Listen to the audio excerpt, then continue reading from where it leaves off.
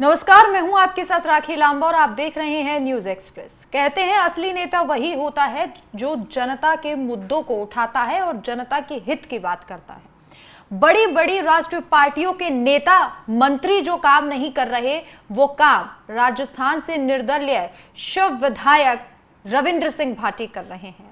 ये नाम आपने जरूर सुना होगा, क्योंकि ये नाम सिर्फ राजस्थान में ही चर्चित नहीं है, बल्कि आज भारत की राजनीति में युवा चेहरों में, युवा नेताओं में एक चर्चित चेहरा बन चुका है। रविंद्र सिंह भाटी जब भी दहाड़ते हैं, विपक्षियों के छक्के छुड़ा देते हैं, चाहे वो कांग्रेस हो या फिर बीजेपी हो। बड़ी बड़ी राष्ट्रीय पार्टियों के नेता भी रविंद्र सिंह भाटी के सामने बोलने से डरते हैं जब वो तथ्यों को सामने रखते हैं। राजस्थान का सदन चल रहा है और इस विधानसभा सदन में रविंद्र सिंह भाटी जनता के मुद्दों को उठा रहे हैं। वजह साफ है कि रविंद्र सिंह भाटी ये कतई नहीं चाहते कि कोई भी सरकार की गलत नीति जनता के लिए अहितकारी साबित हो, और इसीलिए वो भजन लाल शर्मा की सरकार को घेरते हैं और अगर जरूरत पड़ती है तो वो प्रधानमंत्री नरेंद्र मोदी तक से सवाल पूछ लेते हैं। राजस्थान में इस वक्त सियासी संकट दिखाई दे रहा है। एक तरफ भजन लाल शर्मा है जो अपनी कुर्सी को बचाने की चाहत में आरएसएस से अपनी नजदीकी बढ़ा रहे हैं, तो वहीं दूसरी तरफ राजस्थान के जो हालात अभी हैं उन्हें लेकर रविंद्र सिंह भाटी सरकार से सवाल कर रहे हैं, जिसके बाद सरकार कटघरे में खड़ी हो गई है। राजस्थान के विधानसभा सत्र के अंदर रविंद्र सिंह भाटी ने कई मुद्दे उठाए और जनता के हित की बात को उठाया, कानून व्यवस्था को लेकर सवाल उठाया। खेत सिंह की जो हत्या हुई है उसे लेकर राजपूत समाज में आक्रोश है। इस मामले को भी जब रविंद्र सिंह भाटी ने उठाया तो सरकार और प्रशासन की शायद नींद टूटी और यह बवाल थोड़ा बहुत कम होता हुआ नजर आ रहा है। लेकिन दिन दहाड़े इस तरीके से हत्या की वारदात को अंजाम देना सरकार पर, कानून व्यवस्था पर सवाल उठाता है। सिर्फ सदन के अंदर ही नहीं, सदन के बाहर भी रविंद्र सिंह भाटी ने ये मुद्दे उठाए। यहां तक कि उन्होंने महिलाओं की सुरक्षा को लेकर भी सरकार पर सवाल दागे।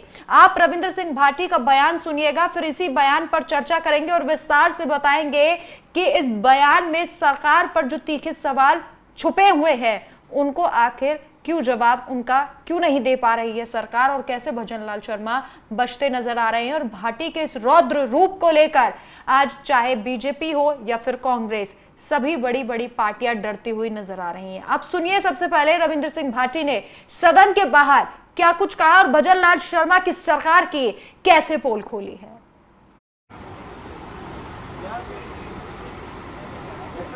आज कई सारे बड़े मुद्दे जो प्रदेश की सरकार के सामने और इस सदन की पटल पे रखे जाने थे, जो पक्ष और विपक्ष की भिड़ंत के कारण, इस गहमा गहमी के कारण कई सारे राजस्थान के हमारे जो प्रवासी भाई हैं उनसे जुड़ी हुई समस्याओं को जो आज सरकार के सामने रखी जानी थी वो नहीं रख पाए।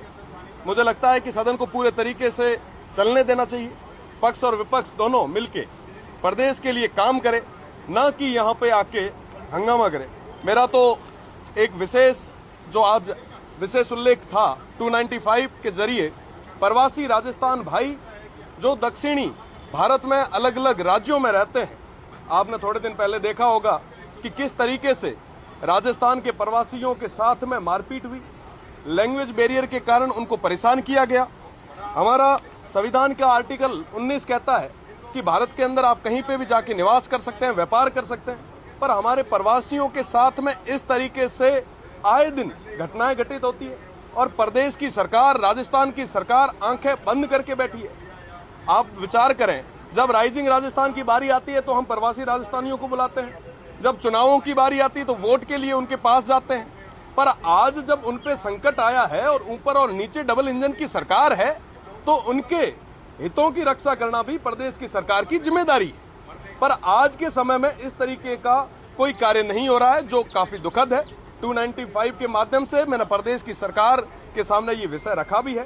साथ ही साथ आपने देखा होगा कि आए दिन लूटपाट की, डकैतियों की, हत्याओं की जो संख्या है वो दिन ब दिन बढ़ रही है। आप देखेंगे कि पिछले दिनों डांगरी के अंदर एक बहुत बड़ा हत्याकांड हुआ, आज भी उसका धरना प्रदर्शन चल रहा है, कई लोग जो है धरने पे बैठे हैं। साथ ही साथ मैं आपको बताना चाहूंगा, गडरा सबसे सीमा पे गांव है, बॉर्डर के सबसे नजदीक गांव है, वहां पे कल रात को एक डकैती हुई। डकैती किस तरीके से कि घर में कुछ लोग घुसते हैं, परिवार को बंधक बनाते हैं और फिर बड़ी संख्या में लूटपाट करते हैं।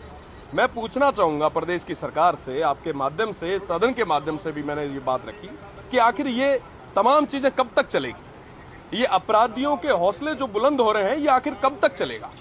आप विचार करें, ना सिर्फ आम जनता, अगर मैं व्यापारी वर्ग की बात करूं, आप देखेंगे कि जो कृषि मंडी थी उन पे यूजर चार्जेस लगे हैं। वो तमाम लोग जो व्यापार को मजबूत कर रहे हैं, उनको धीरे धीरे कमजोर करने का काम प्रदेश की सरकार कर रही है।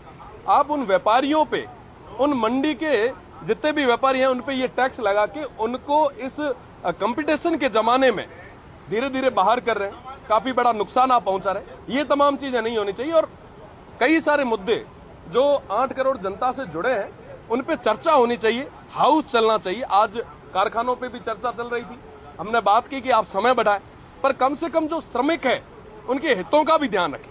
आज के समय में संख्या आप बढ़ा देते हैं कि साहब 8 नहीं 10 घंटे काम कर लेंगे, 12 घंटे काम कर लेंगे, पर साहब उनके बारे में बात कौन करेगा? आप महिलाओं के समय सीमा को बढ़ाने की बात कर रहे हैं, उनकी सुरक्षा की जिम्मेदारी कौन लेगा?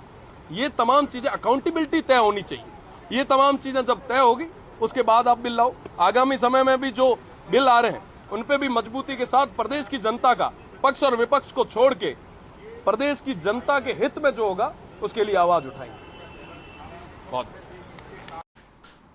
राइजिंग राजस्थान की बात करते हैं तब प्रवासी याद आते हैं, चुनाव होते हैं तब प्रवासी याद आते हैं। महिलाओं की सुरक्षा की बात कब होगी? काम करने के लिए समय सीमा तो बढ़ाई जानी चाहिए, लेकिन महिला सुरक्षित कब होंगी? ये रविंद्र भाटी के वो सवाल थे जो भजन लाल शर्मा के कानों में गूंज रहे होंगे।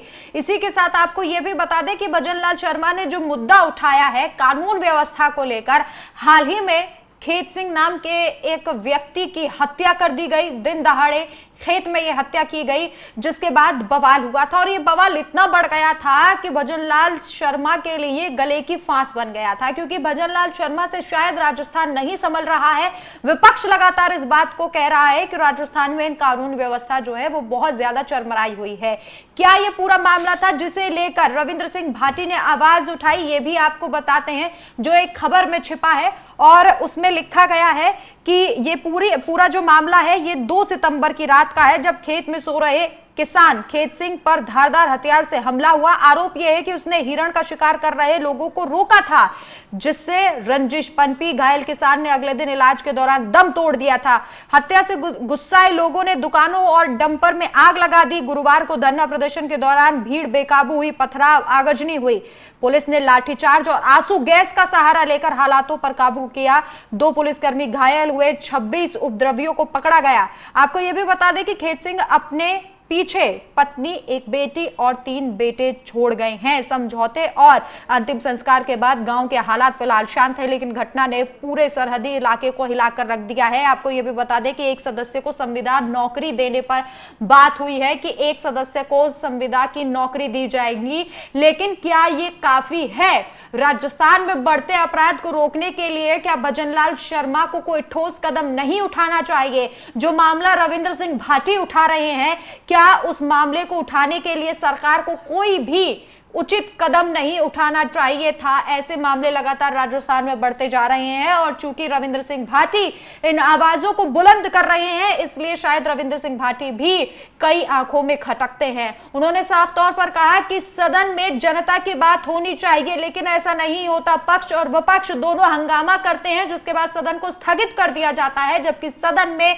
बातचीत होनी चाहिए, चर्चा होनी चाहिए, सभी को अपना पॉइंट रखना चाहिए और इसी से जो सदन है वो सुचारू रूप से चल पाता है और जो तमाम मुद्दे हैं उन पर चर्चा हो पाती है। अगर इस तरीके से विपक्ष और पक्ष दोनों हो हल्ला करेंगे तो कोई भी चर्चा नहीं हो पाएगी और ये जनता के लिए भी हानिकारक होगा और उन तमाम नेताओं पर, जो मंत्रियों पर, विधायक पर, सभी पर सवाल खड़ा करता है जो सरकार के नुमाइंदे हैं, लेकिन अभी राजस्थान को बचा नहीं पा रहे हैं। हमने पहले भी देखा है कि राइजिंग राजस्थान की जब बात होती है और चुनावों की बात होती है तो भजन लाल शर्मा सबसे ज्यादा प्रवासियों पर फोकस करते हैं, यानी कि यहां तक कि उन्होंने प्रवासियों के लिए बड़ी बड़ी घोषणाएं भी की थी। लेकिन अभी राजस्थान में प्रवासियों के साथ जो हो रहा है उसे लेकर चिंता का विषय बना हुआ है और रविंद्र सिंह भाटी ने वही मुद्दा उठाया।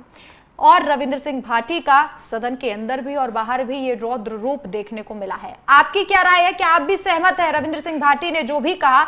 इसे लेकर आप अपनी राय हमें कमेंट करके जरूर बताएं। नमस्कार।